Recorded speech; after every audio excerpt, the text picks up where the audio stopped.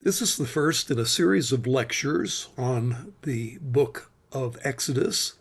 And in this lecture, we will provide an introduction to the book of Exodus. And my name is Dr. Joe Sprinkle. First of all, the title of the book.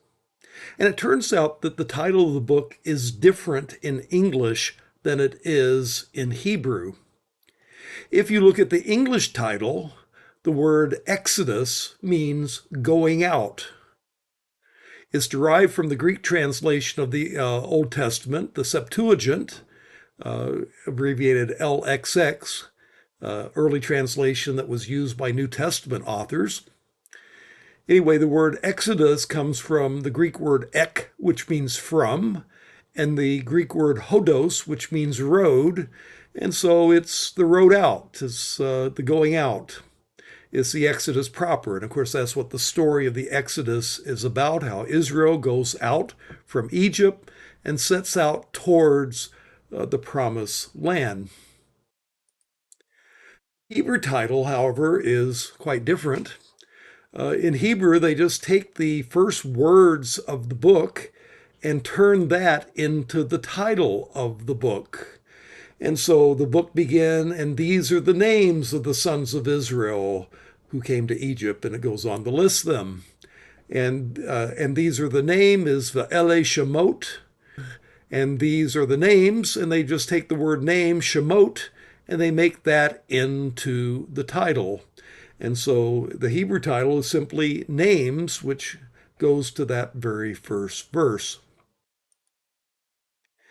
Now, a little bit of historical backdrop of the Exodus. And in this discussion, we're going to talk about the Egyptian names that are found among the Hebrews. We're going to talk about the Hyksos background and how it helps to explain the oppression. And we're going to talk about the date of the Exodus. First of all, the Egyptian derivation of Israelite names in Exodus. As it turns out, both Moses and his brother Aaron and his sister Miriam have names which arguably are Egyptian in derivation. The name Moses, in Hebrew is Moshe, is probably, or at least possibly, a shortened form of an Egyptian name. Many of the Egyptian pharaohs have elements in their names that sounds like Moses. Ramses, for example, consists of two elements in the Egyptian, Ra, which is a name of a god, and Meses, which means begotten of. And so Ramose is begotten of the god Ra. Likewise, Thutmose consists of the element Thut, which is a divine name, and Mos, it means begotten of the god Thoth. And in these and similar names, the element at the end, the Mos part, sounds like Moshe, begotten of the divine name. Now, bear in mind that Moses was brought up in an Egyptian household, and one would have expected that household to have given him an Egyptian name. Now, if Moses is derived from Egyptian, the pagan divine element part of Moses' name would have been dropped for obvious reasons. And moreover, Moses does sound like the Hebrew verb meaning to draw from the water, as mentioned in Exodus 2 and verse 10. And in the story of Moses, Moses was drawn out of the water when he was put in the ark that was found by Pharaoh's daughter, who ended up raising him. Now, since Moses ended up being raised by Pharaoh's daughter, she would naturally think in terms of the Egyptian meaning of his name, though Moses' mother would rather think of its Hebrew possible derivation. Well, we have no historical records from Egypt that specifically refers to Israel's 4th century sojourn in Egypt. But the fact that Moses' name looks like it may be Egyptian in derivation does make it fit the Egyptian context. Similarly, the names Miriam and Aaron lack good Hebrew explanations.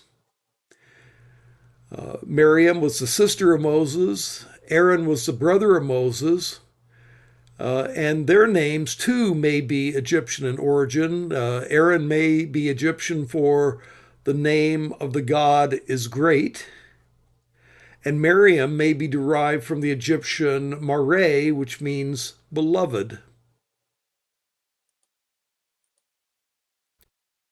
Now, a little bit more about the historical backdrop of the Exodus story, the Hyksos.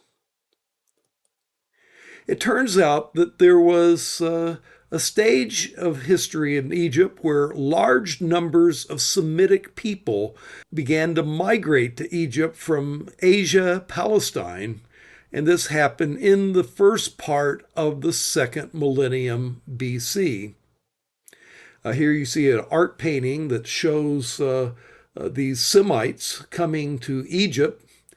You can look here and see what they look like. They're different than this Egyptian guy. The Egyptians always have more of a red texture to their skin. The Semites are portrayed differently. They're dressed differently than the Egyptians, and they will tell you a little bit of what the patriarchs would have looked like in patriarchal times. Well, anyway, a large number of Semitic people began to migrate into Egypt around the first part of the second millennium BC. In fact, it became so much of a problem that Egyptian pharaohs began taking countermeasures. There was the pharaoh Amenemhet, who built a series of fortifications called the Wall of the Ruler. He began building this around 1991 BC. Amenemhet was the founder of the 12th dynasty. He built a series of fortifications at Suez, and he named it the Wall of the Ruler. And the purpose of these fortifications was to try to keep the Semites from migrating into Egypt. You might think of it like the Great Wall of China, built to keep the Mongols out, or the fence on the border between Mexico and the United States that has sometimes been put up to keep the Mexicans out. Well, clearly, there was an influx of Asiatics or Semites that was becoming a problem in Egypt, so much so that they were taking these countermeasures. Now, there is a literary work called The Story of Sinuhe. It's an Egyptian text that dates to about this time, in which a man by the name of Sinuhe traveled to Palestine, and he met a Palestinian sheikh who had visited Egypt. And this story shows that there was a considerable amount of freedom for Semites to travel to Egypt. The Semites, as we said, began to show up in the artwork of Egypt. During the 12th dynasty, again, that's 1991 BC to around 1786 BC, Egyptian chronology has certain uncertainties, but we'll just use these as standard dates. Anyway, we have a tomb painting which shows 37 Semitic tribesmen headed by a sheikh with a Hebrew-sounding name, Abisharu. We also have in the 13th dynasty, beginning around 1786, Semites showing up as domestic servants.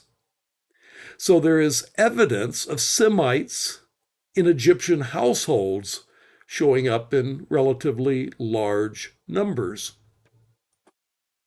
Now, this brings us to stage 2, where the Semites turn around and take over Lower Egypt. And that brings us to the period of the Hyksos. The Hyksos were Semitic rulers who, during the years 1674 to 1567, took control of a greater part of Lower Egypt. Now, if you look on the map here, Lower Egypt is not where you would think it would be. It's on the top of the map, not on the lower part of the map. But it's lower in altitude. It's closer to the Mediterranean Sea, the Nile Delta region. And so they took over the greater part of the Nile Delta region, so-called Lower Egypt, and these apparently Semites came to be called the Hyksos. But then stage 3 comes when a new pharaoh comes out of Upper Egypt, a fellow named Akhmos, who invades Lower Egypt and drives the Hyksos out of Egypt. At the beginning of this period, in 1558 BC, Pharaoh Akhmos succeeded in driving the Hyksos completely out of Egypt. And at this point, Lower Egypt returns to a native Egyptian rule after more than a century of Semitic rule. Now you might ask the question, what does this have to do with us who are studying the Bible? And the answer is that this stage explains the oppression of the Hebrews. The significance of the Hyksos of the Bible is it helps us to explain why the Egyptians were so opposed to Semitic peoples like the Hebrews, like the Israelites in Egypt, and oppressed them. Because what had happened was Jacob entered Egypt at a time when many Asiatic Semites were entering the land. But when the Hyksos came to power, the Israelites prospered under those Semitic rulers because they were Semites too, even though a different type of Semite. But then in 1558, the Semitic rulers of the Hyksos were expelled by Akhmos, and native Egyptians then took oppressive measures against Asiatics, most of whom were Semites, to keep them from ever taking over Egypt again. And hence, the Pharaoh who knew not Joseph, as it says in Exodus 1 and verse 8, who began the oppression, is a post-Hyksos ruler, possibly Akhmos himself. And the oppression is understandable from the Egyptian perspective, given the historical circumstances. The Egyptians did not want non-natives ever to rise up and take control of Egypt again. Now, in Exodus chapter 1, verses 8 through 10, Pharaoh initiated the oppression over worries that Israel would join our enemies and fight against us. Again, look at verse 10 on the right of the screen here. Come, we must deal shrewdly with them, or they will become even more numerous. And if war breaks out, we'll join our enemies and fight against us. His concern may have been less that they would leave the land, which most translations render it, but that they will take over the country, as the New Living Translation margin puts it, as the Hebrew could also be rendered. And so all this seems to confirm the historicity of the Exodus. A lot of the Israelites, like Moses and Aaron and Miriam, were having Egyptian-sounding names, which suggests that they were in Egypt. And the story of the Hyksos explains why the Egyptians turned on the Hebrews and began oppressing them. The Exodus story fits beautifully into what we know of secular Egyptian history. Well, now let's turn to the date of the Exodus. And there are two common dates that are proposed for the date of the Exodus. The one date is the late date, which would be around 1260 BC. And the other date is the early date, which would be around 1446 BC. So the question is, which is the correct date of the Exodus? The late date, which dates to around 1260 BC, or the early date, which dates to around 1446 BC. Well, here's the evidence for the 13th century dating of the Exodus. First of all, it mentions that one of the store cities built by the Hebrews was a city of Ramses. And we know that there was a city named Ramses. In Egyptian, it was called Per-Ramses. That was named after Ramses II, who reigned for 67 years, from around 1290 BC to around 1224 BC. And the logic is this: well, the city could not be named Ramses until Ramses built it. And so if they were building the city of Ramses, well, then they must be in the time on or before after Pharaoh Ramses, after whom the city is named. And so that's evidence for a 13th century dating. A second piece of evidence was put forth by biblical archaeologist Nelson Glick, who taught at Hebrew Union College, where I happened to go to school. He believed that some of the cities in Edom and Moab, defeated by the Israelites, were unpopulated earlier than the 13th century. He did that by doing surface excavations of the mounds. And if it's true that it was unpopulated before the 13th century, then you needed to wait to that period for the Exodus to take place, for those stories to have actually happened. So if that theory is correct, then this man is the Pharaoh of the Exodus, Pharaoh Ramses II, one of the great builders of Egypt, who reigned from around 1290 to 1224 BC. On the other hand, you can't go much past Ramses, because we actually have an inscription, the Merenethptah inscription, which is a victory stela of Ramses II's son, Merenethptah. And this inscription dates to around 1207 BC. And he mentions that he goes into Syro-Palestine, whoops up on everybody, but one of his victories was over Israel. One of the lines in this inscription says, "Israel is desolate, his seed is no more." This constitutes the first mention of Israel outside of the Bible. It confirms not only that Israel existed, but that Israel was in Palestine no later than 1207 BC. And that would be compatible with a 1260 dating of the Exodus, add 40 years of wilderness wanderings, and by 1207 they could be established to some degree in the land. Now there is another theory, and that's the early date of the Exodus. Many conservative scholars place the date of the Exodus earlier than Ramses to around 1446 BC, which would be about the time of Thutmose III, who's pictured in the slide here. Thutmose III reigned from about 1479 to 1425 BC. There are some uncertainties with Egyptian chronology that could challenge this dating, but nonetheless, that would be a rough estimate with the more common dating of the Pharaoh of the Exodus. Now, what's the evidence for this earlier view? Well, a lot of it comes from the Bible.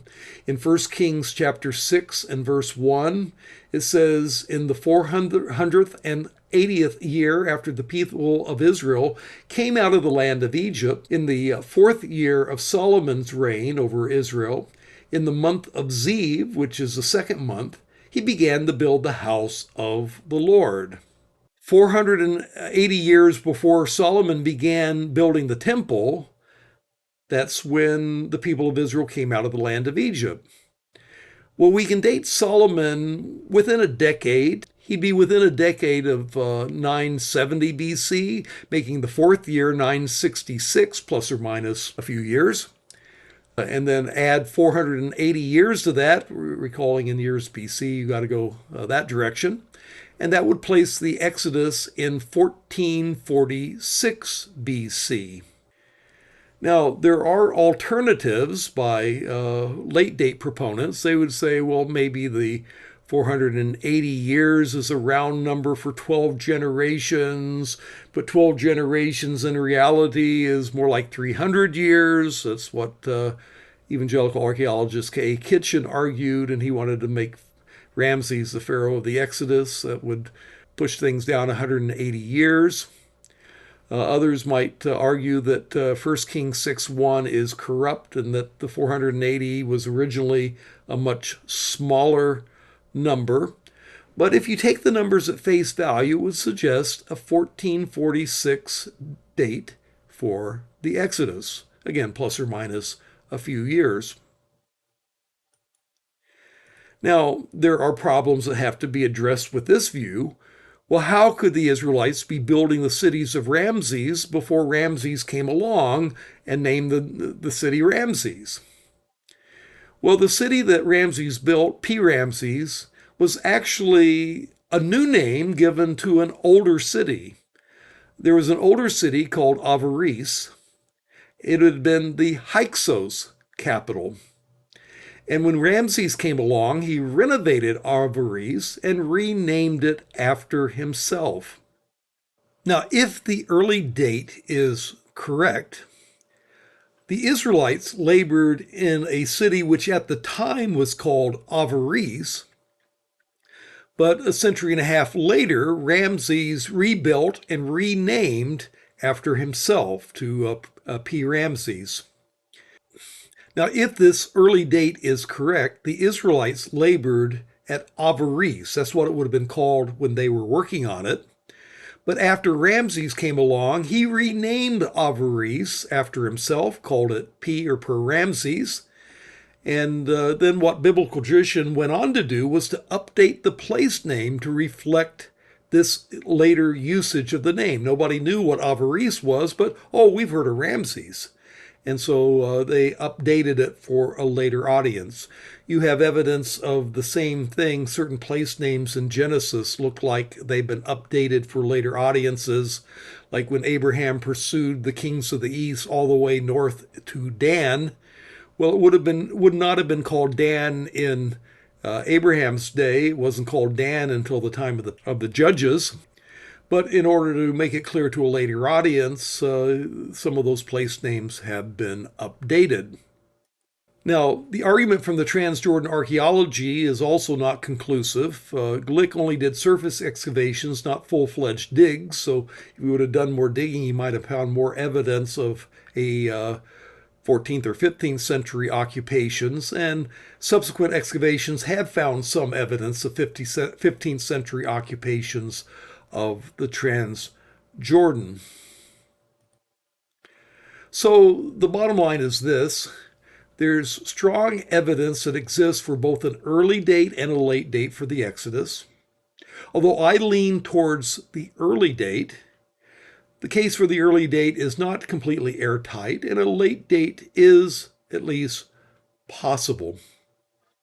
So that's the end of my introduction to the book of Exodus, and we, in subsequent lectures, will talk about the content and theology of the book of Exodus.